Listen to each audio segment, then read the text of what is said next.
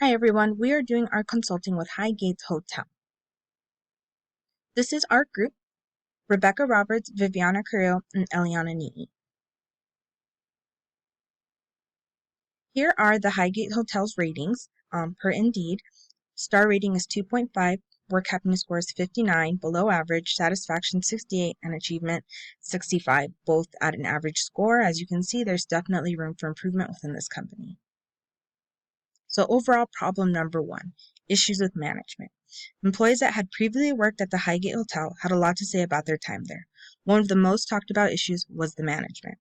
There was high turnover rates due to Highgate Hotels being unable to create an acceptable work environment for the managers and employees. One of the only things employees noted about liking working there was that they provided free lunch, which isn't very good. That was the only thing they could know. Here's an example of an employee review where they call the company horrible and a toxic company and very deceitful. So these are not the kinds of reviews companies should be striving to get from their employees, because that just reflects very badly on them. Overall, issue number two was lack of organization. Lack of organization within a company can make or break it. Since employees were not able to keep around a manager, it made it very hard for there to be consistency within the company. It can easily affect the organization since every time there is a new manager, it is in transition period. Here's another example of a review where somebody spoke about the organization within the company, and it just kind of sounds like it wasn't going very well. Employee was comparing their workplace to to prison enabled by HR, which just fosters a hostile work environment. So that just kind of gives a glimpse of what the disorganization did for that company. Overall, issue number three was the handling of the COVID-19 situation. So it does seem like there was a lot of lack of empathy and support on the behalf of the company during the situation. Prior to COVID, they already had issues with management and lack of management, and everything just kind of worsened after COVID-19, and it doesn't seem like it was addressed as well as it should have. Here's an example where some employees addressed what happened during COVID-19 and how things didn't really go for the better after that. So we do have some recommendations for improvement. Our number one suggestion is definitely to improve communication between management and staff.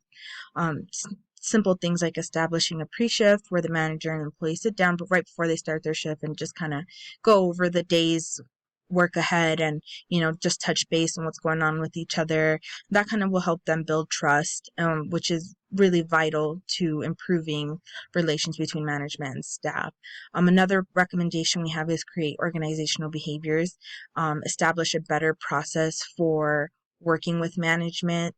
There should be a process outlined as to what can be done when somebody needs assistance with something or they need to talk to someone. There should be a starting point for them and a better process lined up as to how they can seek these improvements. Another recommendation we had for improvement was definitely improve the hiring process. It sounds like they need to recruit more quality managers and provide better training for those managers.